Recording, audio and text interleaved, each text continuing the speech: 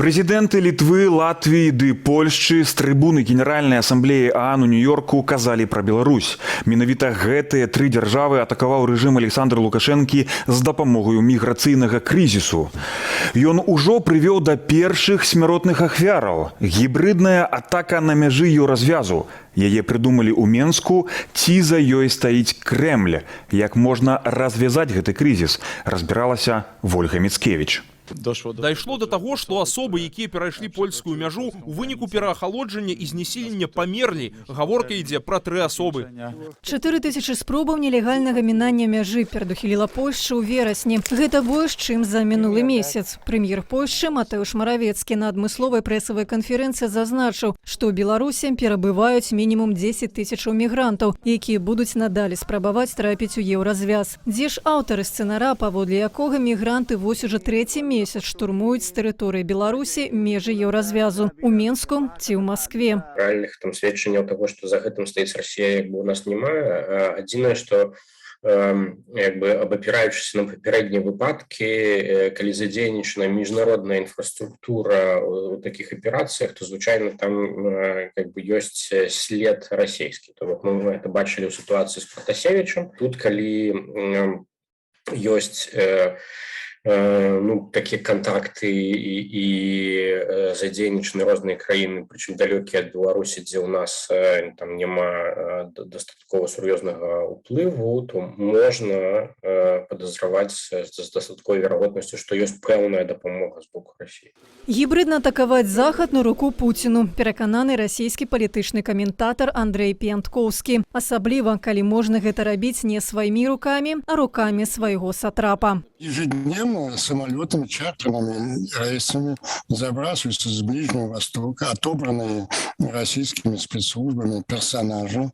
Естественно, большинство из них принадлежат к экстремистским террористическим организациям, и руками Лукашенко они забрасываются в Польшу и страны Прибалтики. Это очень серьезное повышение градуса гибридной войны. Падаецца, аднак, за міграцыйным крызісам можа стаяць сам Лукашенко без крамлёўскага хаўрусніка. Матывацыя простая – адпомсціць тым краінам, якія падтрымалі дэмакратычны выбар беларусаў, і паказаць Захаду цану канфронтацыі з менскім дыктатарам. Наказать те страны, Литву, другие балтийские страны, Польшу, за то, что они самые активные, разрабатывая европейскую политику в отношении Беларуси. И эта политика, Литва и другие страны, они хотят, чтобы эта политика была как можно жестче. Гибель 3 мужчынаў на польскім баку мяжы і адной жанчыны на беларускім павышаюць стаўкі гуманітарнага крызісу. Лукашэнку гэта відавочна не спыніць. Ужо вядома, што 2 аэрапорты пры самай мяжы з Польшчаю у горадні ды Берасці стануць міжнароднымі. Таксама Беларусь пашырыла спіс краінаў, грамадзяне якіх могуць скарыстацца бязвізам, каб трапіць у Беларусь. Гаворка зноў пра краіны Блізкага ўсходу і Афрыкі. То бок мігранты змогуць прызямляцца бліжэй да польскай ці літоўскай мяжы. З пункту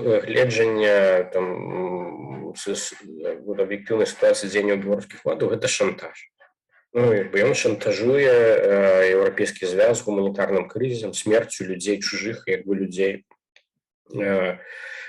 Шантажуе таму, што грае на каштоўнасцях, якія дэкларуе Еўрапейскі Саюз у сваёй палітыцы. Грае на эмоцыях выбарцаў, людзей, прэсы. Акрамя надзвычайнага стану, які ўвялі на памежнай тэрыторыі Польшчы, на вонкавую мяжу еўразвязу скіроўваюцца дадатковыя 5000 вайскоўцаў, зазначае міністр унутраных спраў Марыюш Камінскі. Раней мяжу ахоўвалі 2000 памежнікаў, якім дапамагала такая ж колькасць вайскоўцаў. Мэты гібриднай агрэсіі рэжыму Лукашэнкі супраць заходніх суседзяў наступныя. Палярызацыя і падзел грамадскай думкі, падрыў даверу да інстытуцый у гэтай дзяржавы, да арміі, паліцыі, памежнай службы і кампраметацыя дзяржавы, якая не можа даць рады заховай мяжы еўразвязу. Лукашенко далёка не першы аўтарытарны палітык, які выкарыстоўвае мігрантаў у сваёй палітычнай гульні. To nie jest coś, co Łukaszenko sam wymyślił. Такую палітыку Лукашенко не сам выдумаў. У вялікай меры ён капіюе тое, што рабіў Эрдаган. Нагадаю, што падчас міграцыйнага крызісу ў 2015 і 2020 годах Эрдаган атрымаў значныя грошы ад еўразвязу на бежанцаў, якія трапілі ў Турцыю. Эрдаган выгандляваў маўчанне аб крывавай расправе над курдамі, і Лукашенко хоча атрымаць ад еўразвязу тое самае, атрымаць зялёнае святло на расправу з апазіцыяй. Розніца ў тым, што ў Турцыю цікачы траплялі з суседняй Сірыі, ахопленай вайной.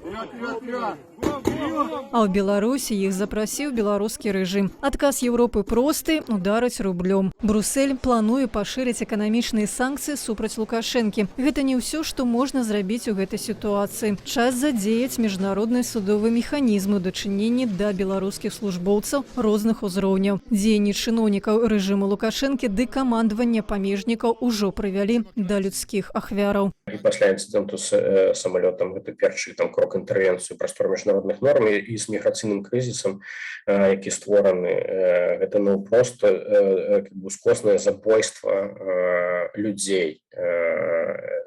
І яны могуць далей паміраць. Гэта натуральна ўжо міжнароднае крымінальнае злочынства. І так па гэтай справе мы ўжо можам ініцыяваць такія працэсы і карыстацца такімі номінацыямі, як дзяржава-тэрарыст. Выглядае, што Лукашенко робіцца для Захаду больш токсичным, чым Путин. Он берет на себя самую грязную работу Путина. Путин не хочет окончательно себя демонстрировать Западу как террориста, организатора террористических атак на европейское государство. Это он предлагает Лукашенко. Вот за эти две уступки, вполне удовлетворяющие Кремль, превращение Белоруссии в сплошную российскую военную базу и использование участия Лукашенко в самых грязных сюжетах гибридной войны против Запада, Лукашенко дозволено оставаться руководителем белорусского государства. Беларусь не патрэбная Пуціну як чарговая губерня за шмат праблемаў. Куды больш карысней мець пад кантролем нібыта суверэнную дзяржаву на мяжы з еўразвязам, а фактычна шэрую зону, падобную да ДНР ці ЛНР. Так прасцей праводзіць гібридныя аперацыі, якія яшчэ больш адсоўваюць Беларусь ад захаду. Першыя ахвяры гэтага канфлікту ўжо замярзаюць у памежных лясах і балотах.